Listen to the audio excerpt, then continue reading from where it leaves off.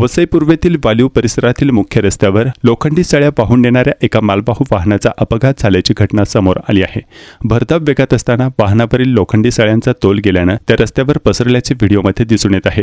घटनेनंतर काही काळ वाहतुकीचा वेग मंदावला असून परिसरात नागरिकांची गर्दी जमली होती। अपघातानंतर चालक व स्थानिक नागरिकांनी तत्काळ रस्त्यावर पडलेल्या सळ्या बाजूला करण्याचे काम सुरू केले। सुदैवाने या घटनेत कोणतीही जीवितहानी झाल्याची माहिती समोर आली नाही। मात्र मोठा अनर्थ टळल्याची भावना नागरिकांनी व्यक्त केली। रस्त्यावर लोखंडी साहित्य वाहतूक करताना सुरक्षा नियमांचे पालन करणे आवश्यक असतानाही अनेकदा निष्काळजीपणा होत असल्याचे या घटनेतून पुन्हा एकदा समोर आले आहे। ड्राइवर